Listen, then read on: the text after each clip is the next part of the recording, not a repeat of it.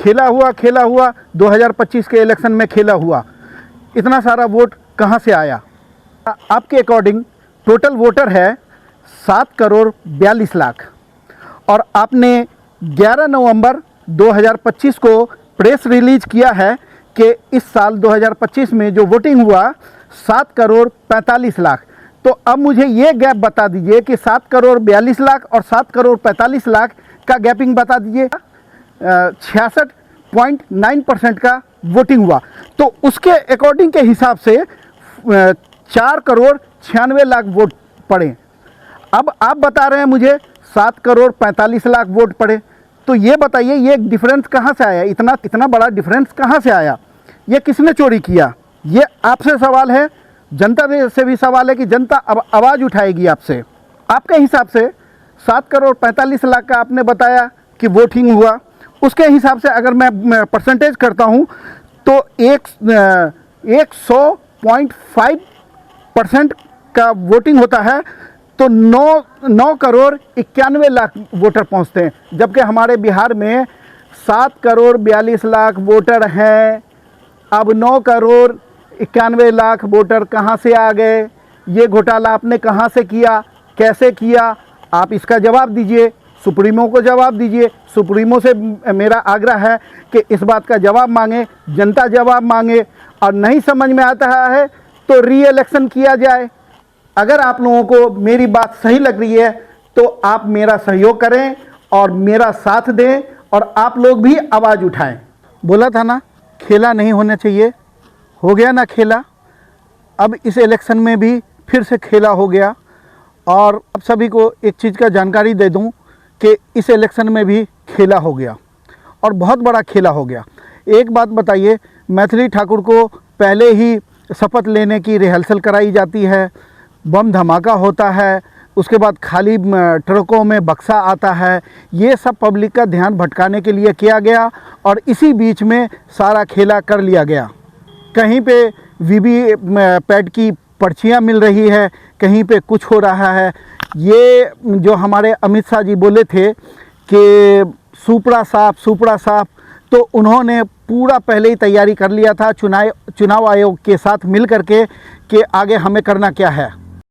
पूरी सरकार ने मिल करके जो इस बार खेला किया है वो बहुत अच्छा खेला नहीं हुआ और ये लोकतंत्र की हत्या की गई है। ये लोकतंत्र की हत्या की गई है और चुनाव आयोग से मेरा ये अपील है कि इस तरह का समीकरण, इस तरह का रिजल्ट की उम्मीद किसी को नहीं थी, फिर ये आया कैसे? ये तो बिल्कुल जनता के समीकरण से बिल्कुल परे है। जनता का समीकरण कुछ और बता रहा है और रिजल्ट का समीकरण कुछ और बता रहा है। ये तो कुछ समझ में आ नहीं रहा है कि हुआ क्या, खेला कहाँ से हुआ, कौन खेला किया नहीं किया। ये तो अब जनता ही सवाल करेगी सरकार से और चुनाव आयोग से। तो मेरा तो ये मानना है कि अगर चुनाव आयोग ईमानदारी से काम नहीं कर पा रही है तो चुनाव आयोग को इस्तीफ़ा दे देना चाहिए।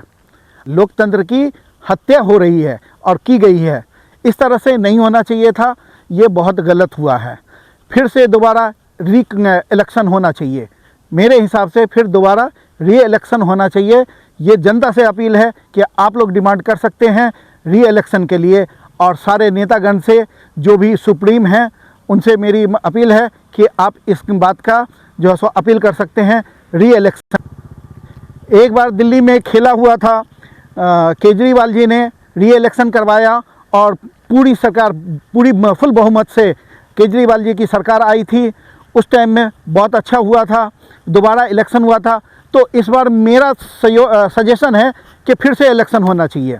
मैं सुप्रीमो से, जैसे राहुल गांधी, तेजस्वी यादव, बाकी जितने भी लोग हैं सभी लोगों से मैं अपील करूंगा, और जो असंतुष्ट हैं, जो नेतागण हारे हैं और जो असंतुष्ट हैं, उनसे अपील है कि आप लोग जो कैंडिडेट इस इलेक्शन में हारे हुए हैं और उनको ये उम्मीद है कि मेरा हारना नामुमकिन था, तो फिर उनसे अपील है कि आप री इलेक्शन के लिए आवाज़ उठाइए और दोबारा इलेक्शन होना चाहिए।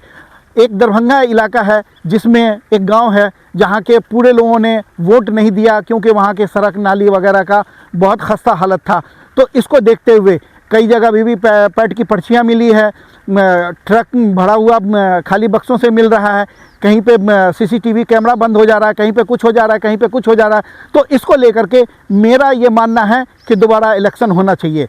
इस पे आप कितने सहमत हैं आप हमें बताएं, और आप लोग खुद इस बात के लिए आवाज़ उठाएं। जनता आवाज़ उठाएगी तभी जा कर के कुछ भला होने वाला है, नहीं तो ये फिर कभी भी इलेक्शन सही तरीके से नहीं होने देंगे, क्योंकि सारा चीज़ इन्हीं के हाथ में है और चुनाव आयोग भी इन्हीं के हाथ में है। और मेरा मानना है चुनाव आयोग को अब इस्तीफ़ा दे देना चाहिए। अब बताइए कि हरियाणा से ट्रेन चलाई जाती है 3 नवंबर को 11 बजे, 3 बजे, 4 बजे, फिर दूसरे दिन 4 नवंबर को 11 बजे, 3 बजे और 4 बजे।